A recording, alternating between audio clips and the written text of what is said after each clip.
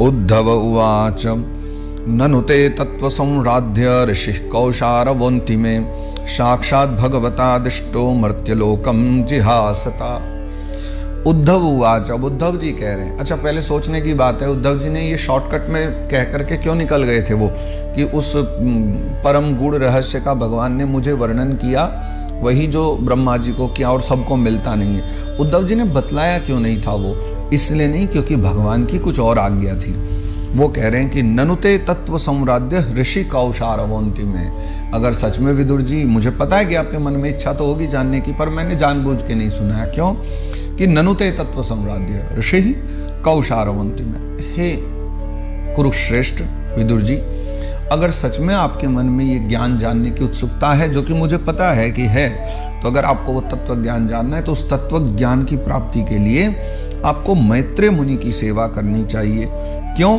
क्योंकि मर्त्यलोकम जिहासता, जिस समय मर्त्यलोक को भगवान ने छोड़ा और वो छोड़ रहे थे, तब साक्षात भगवतादिष्टो, मैंने अभी बताया था ना आपको कि जिस समय मैं वहां था उसी समय वहां मैत्रेय मुनि भी विचरण करते हुए चले आए थे। तो हे विदुर जी, जिस समय मैत्रेय मुनि वहां आए और भगवान ने मुझे वही तत्व ज्ञान दिया, गूढ़ ज्ञान दिया, वो ज्ञान मैत्रेय जी के पास भी है। और साक्षात भगवतादिष्टो, यानी साक्षात भगवान ने ही आदिष्ट किया है। मेरी आंखों के सामने मैत्रेय मुनि से कहा था कि मेरे विदुर को जाकर के आप ये तत्व ज्ञान प्रदान कर देना। तो विचार कीजिए, कितने सौभाग्यशाली उद्धव जी हैं और कितने ही बड़े सौभाग्यशाली विदुर जी हैं, जिनको ठाकुर जी ने अंतिम समय में याद किया और मैत्रेय जी से विशेष रूप से कहा कि आप जाना, और जब विदुर आपके पास आए तब आप उसको ये सारा ज्ञान, ये तत्व ज्ञान बतला देना।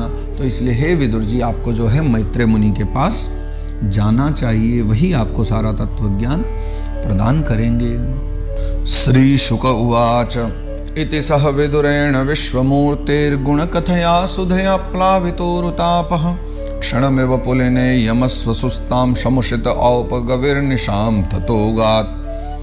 तो सुखदेव बाबा कहते हैं, इति सह विदुरेण विश्वमूर्तेर्गुणकथया सुधया प्लावितोरुतापः,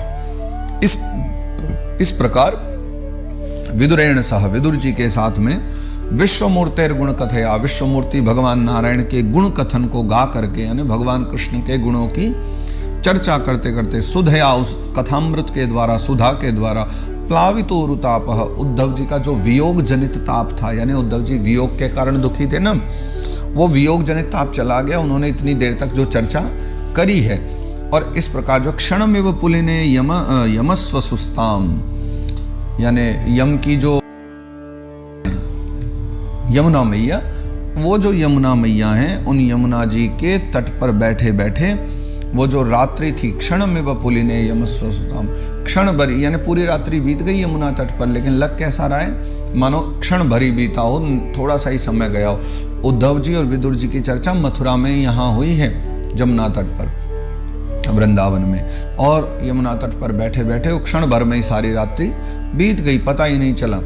और तब जो है समुषित औपगविर निशाम ततोगात्, जैसे क्षण भर में वो रात्रि बीती, और तब जो है प्रातः काल होते ही उद्धव जी महाराज वहां से चल दिए। कहाँ के लिए? बद्रीनाथ के लिए। वो तो आगे अब बद्रीनाथ की यात्रा आरंभ कर देते हैं। राज उवाच, फिर राजा कहते हैं, यानी परीक्षित महाराज कह रहे हैं, निधनमुपगतेषु वृष्णिभोजेष्वधिरथ यूथपयूथपेषु मुख्य सतु कथम वसिष्ठ उद्धवो यधरिरपि तत्यज आकृतिम त्रिधीशः। निधनम उपगतेषु वृष्णिभोजे, देखो राजा ने भी बड़ा उत्तम प्रश्न किया, ये तो हमारे मन में भी आना चाहिए था कि वृष्णि वंश का नाश हो गया, भोज वंश का नाश हो गया, यादव वंशी सारे जो ठाकुर जी के धाम चले गए, और जो है अधिरथ यूथ पयूथपेषु मुख्या, जो यूथपतियों के भी जो यूथपति थे, सब के सब नष्ट हो गए, सब भगवत धाम चले गए। औरों की तो क्या कही जाए, हरिरपि तत्यज आकृतिम त्रिधीशा, स्वयं हरि भगवान कृष्ण कन्हैया हैं, वो भी जो हैं इस धराधाम को त्याग कर अपने धाम को चले गए।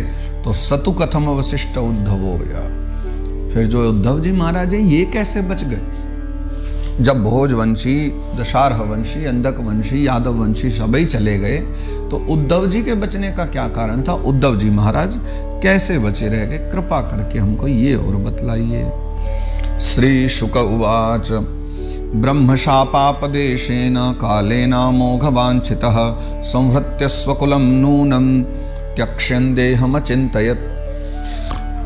सुखदेव बाबा कह रहे हैं कि जिनकी जो है इच्छा कभी व्यर्थ नहीं होती, यानी भगवान कृष्ण कन्हैया, उन श्री हरि ने जो ब्राह्मणों के शाप रूप, यानी श्राप लगा था ना यदुवंश को, तो श्री हरि ने, भगवान कृष्ण कन्हैया ने ब्राह्मणों के शाप रूप काल के बहाने जो अपने कुल का संहार करा दिया। ले जाने तो थे ही सब अपने धाम को, लेकिन ब्राह्मणों का शाप मिल गया तो बहाना भी बन गया, कुल का संहार करा दिया। लेकिन श्रापवश सबका तो संहार हो गया, लेकिन फिर भगवान भी जाने की तैयारी करने लगे। तो जो है ना, संहृत्य स्वकुलम नूनम, सारे कुल का नाश भी करके त्यक्षण देहम अचिंतयत, तब देह त्याग करने लगे और भगवान स्वधाम जाने लगे। तो अचिंतयत, तब भगवान ने विचार किया। क्या भगवान विचार करते हैं? इससे अगले श्लोक में बताते हैं। अस्मान लोकाद परते मयि ज्ञानम मदाश्रयम अर्हत्युद्धव एवाधा संप्रत्यात्मवताम वरह, कि अब मेरे इस धराधाम को छोड़कर चले जाने के बाद लेकिन मेरा जो ज्ञान है वो तो रहना चाहिए ना। तो अर्हत्युद्धव एवाधा संप्रत्यात्मवताम वरह, वो जो श्रेष्ठ व्यक्ति हैं जिनको मेरा ज्ञान ग्रहण करना चाहिए, मेरा जो सारा ज्ञान है वो यही संयमी शिरोमणि उद्धव जी ग्रहण करने के जो हैं सच्चे अधिकारी हैं, ऐसा भगवान विचार करते हैं। नोद्धवन्वपि मन्यूनो यद्गुणैर्नादितः प्रभुः अतो मद्वयुनं लोकं ग्राहयन्निह तिष्ठतु। और फिर भगवान ये भी विचार करते हैं कि नोद्धवो अन्वपि मन्यूनो, उद्धव जो हैं, ये सोचिए भगवान की वाणी है, सुखदेव जी बोल रहे हैं इस बात को कि भगवान क्या सोचते हैं कि उद्धवो अन्वपि मन्यूनो, उद्धव जी जो है ना वो अणु मात्र भी मुझसे कम नहीं है, यानी मेरे जैसा ही है उद्धव बिल्कुल। यद्गुणैर्नादितः प्रभु, सोचिए कि भगवान भी जिनके गुणों से इतने प्रसन्न हो रहे हैं, वो कह रहे हैं कि कभी जो है विषयों से विचलित नहीं हुए, इसलिए अतो मद्वयुनम लोकम ग्राहयन्निह तिष्ठतु, इसलिए जो मेरा वह जो ज्ञान है, वह ज्ञान जो है लोगों को शिक्षा देते हुए उद्धव जी महाराज को जो है यहीं रहें, यहीं रहना चाहिए। तो इसलिए मेरी इच्छा है कि वो इस ज्ञान को ग्रहण करें और सदा यहीं रहें, भूमंडल पर ही रहें, इस ज्ञान को सर्वत्र फैलाएं।